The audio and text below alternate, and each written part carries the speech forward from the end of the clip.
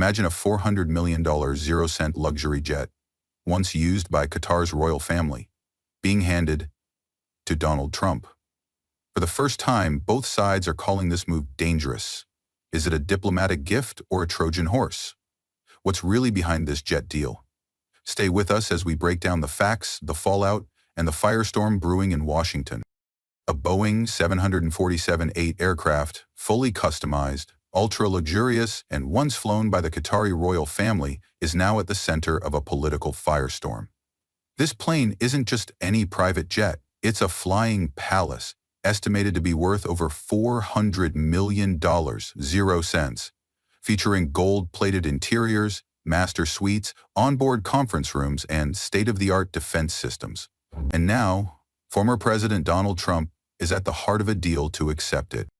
The official story? Trump says the plane will be used as a temporary Air Force One, claiming it would save U.S. taxpayers money while the current fleet undergoes costly upgrades. Later, he suggests it might be donated to his future presidential library, turning a former royal jet into a historical centerpiece. Trump's team is spinning this as a savvy patriotic move, an example of private diplomacy at work. They argue that the gift strengthens U.S.-Qatar relations and proves Trump's ability to get things done outside of Washington bureaucracy. But critics, analysts, and even many of Trump's own allies see red flags. The optics are shocking. A foreign monarchy handing a massive luxury aircraft to a U.S. political figure with a long list of ongoing legal and financial controversies. Why now? Why Trump? And what's in it for Qatar? As the jet sits in a Qatari hangar, fully fueled and ready, questions are swirling. Is this a generous diplomatic gesture, or a move with deeper implications for national security, ethics, and foreign influence? This plane isn't just flying into Trump's hands, it's flying straight into the middle of one of the most controversial stories of 2025. In an era where American politics feels more divided than ever, something rare has happened. Donald Trump's critics and his staunchest supporters are standing on the same side, against him. The trigger? A $400 million 0 cents jet from Qatar. Let's break it down. On the left, Democrats were quick to respond. Senate Minority Leader Chuck Schumer called the deal a blatant violation of ethics and constitutional boundaries. Senator Jack Reed, a top voice on military oversight, warned that accepting such a gift from a foreign monarchy could set a dangerous precedent, one where foreign powers influence American leaders through luxury and power rather than policy and diplomacy. But the real shock came from the right. Senator Rand Paul, long known for his libertarian stance and alignment with Trump on foreign policy, publicly expressed concern. He questioned whether accepting the jet could violate the Emoluments Clause, which bars U.S. officials from receiving gifts or payments from foreign states without congressional approval. Even Senator Ted Cruz and Josh Hawley, usually loyal to Trump's agenda, urged caution, citing legal risks and potential security threats. Outside the halls of Congress, conservative commentators are also speaking out. Ben Shapiro slammed the deal as the opposite of draining the swamp, while Laura Loomer, often a vocal Trump defender, labeled the gift a stain on the MAGA movement. This growing chorus of conservative criticism suggests something deeper, a fear that Trump's brand of populism is veering too close to personal enrichment and dragging the movement with it. The fact that both Fox News and MSNBC aired near identical headlines on the controversy says it all. This isn't just a partisan flashpoint. It's a rare moment of political unity born out of mutual alarm. Whether driven by constitutional principle, national security fears, or political optics, one thing is clear. The jet has triggered a bipartisan rebellion, and Trump, for once, is facing fire from both flanks. At the heart of the controversy is a centuries-old legal safeguard, the Emoluments Clause of the U.S. Constitution. Designed to prevent any American official from being influenced by foreign powers, it states that no person holding office may accept any present, emolument, office, or title of any kind whatever from any king, prince, or foreign state without the consent of Congress. Legal experts say the Qatar jet deal is a textbook violation Trump may no longer be president, but as a former commander-in-chief with ongoing political ambitions, his actions still carry weight and, potentially, consequences. By accepting a $400 million zero-cents jet from a foreign monarchy with active interests in U.S. defense and trade policy, he's stepping into extremely murky legal territory. But beyond constitutional concerns, there's a darker question emerging. Could this be a security threat? Former intelligence officers and cybersecurity analysts warned that any aircraft previously used by a foreign government, especially one as tech-savvy and geopolitically active as Qatar, could be laced with surveillance tools. Hidden microphones, remote access sensors, GPS tracking, or even AI-driven spyware could be embedded within the aircraft's infrastructure.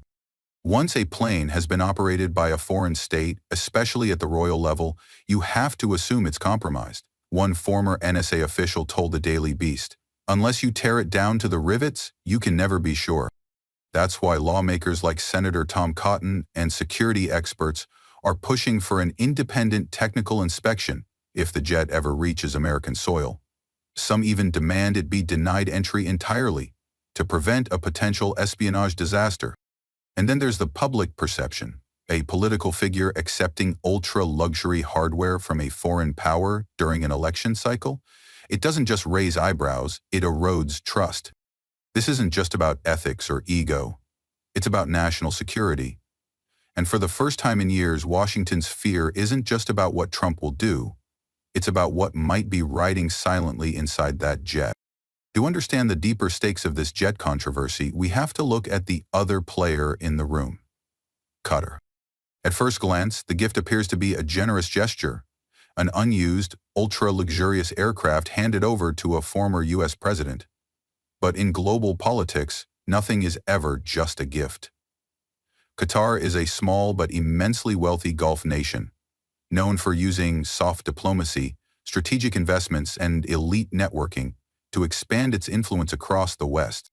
In recent years, Qatar has poured billions into U.S. real estate, tech, and defense.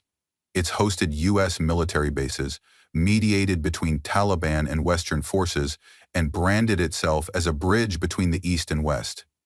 Gifting Trump a $400 million zero-cents aircraft might be more than goodwill. It might be a geopolitical chess move. Some analysts believe the gesture is designed to curry favor with a potential future president. Trump remains a dominant force in U.S. politics, and Qatar could be hedging its bets by aligning early. Others argue it's an attempt to build informal leverage, a way to establish personal ties outside official diplomatic channels. And then there's the optics. While average Americans are grappling with inflation and economic stress, a foreign monarchy offering a literal flying palace to a political billionaire sends a troubling signal. Whether it's generosity, strategy, or subtle influence, Qatar's role in this saga isn't neutral, it's calculated, and Washington knows it. As the jet controversy intensifies, Washington is already reacting, and the fallout has only just begun.